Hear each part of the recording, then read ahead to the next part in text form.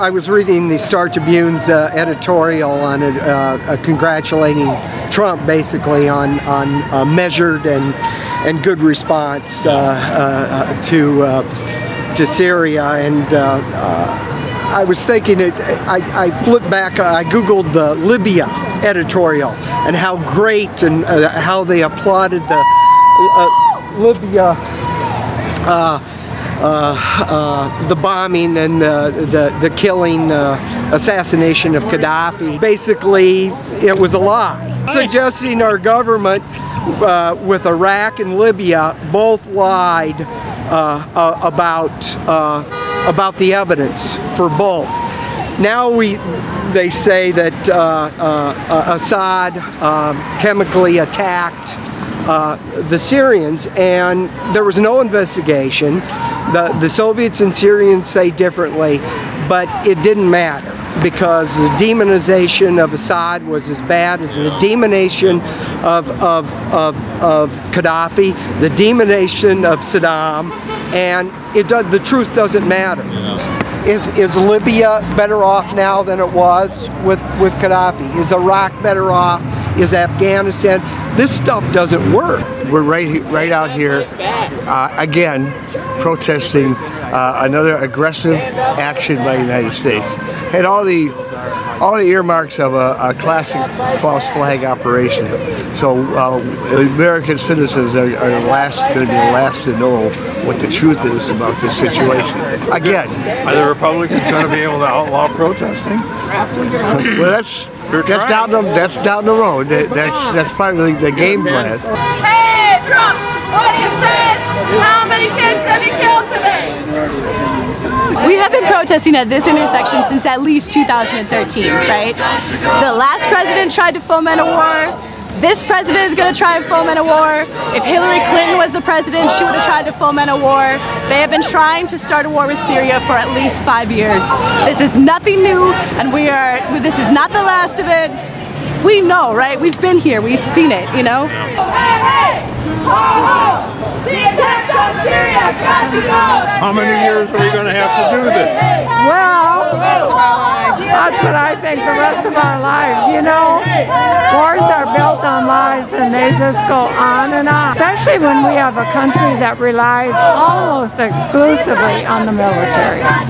You know, whenever there's an issue, they don't first say diplomacy. They say, how do we need our military in this situation? No way!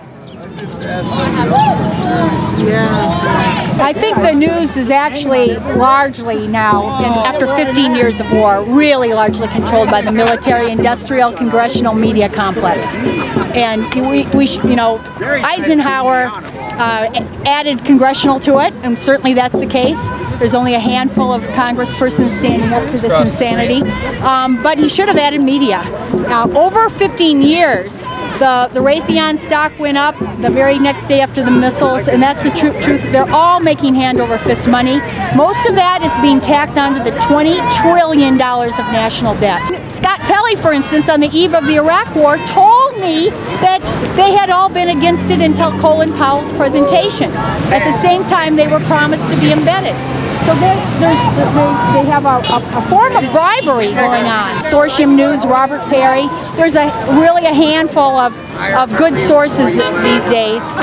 Consortium News, I would say, is a top one. Just posted one the other day who has been there for 4 years, Tom Duggan, D-U-G-A-N. He lives in Damascus. And the bombs were going off as he was talking, and he's a British journalist. So very credible, but you know, the New York Times will never publish anything like that. They have to only publish stuff that comes from the military-industrial complex. Netanyahu is a direct pipeline into Kushner, and Kushner is, I think, along with McMaster's and Mattis, Mad Dog Mattis, who actually at one point said he thought killing was fun. these people are now full control of Trump. They kicked Flynn out, as bad as people thought Flynn was. Flynn was one of the people who had opposed Obama's bombing in 2013. So he was maybe not quite as crazy as the other ones who wanted to go ahead with it.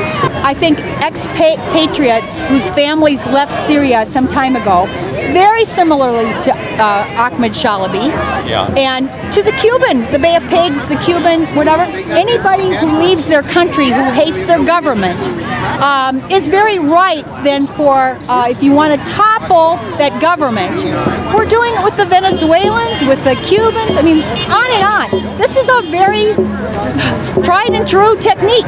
You get your expats, and people will say they're progressives. Well, no, that's not true. They're expats who want to topple their former government. What we believe in VIPs, and we do have some sources on the ground, is that there was a bomb that dropped from a Syrian plane, but it hit a chemical warehouse that is, and it probably was not sarin, it probably was chlorine, and there's another chemical that they have for even for agriculture called phosphates.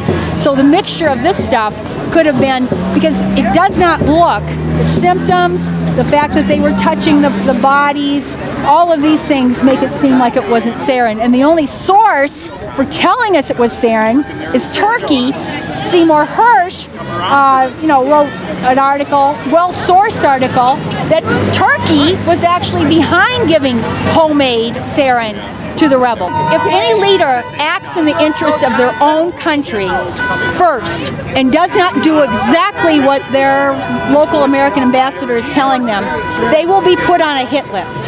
So when people ask what you think of those leaders, if you tell the truth, like I just did, they will accuse you.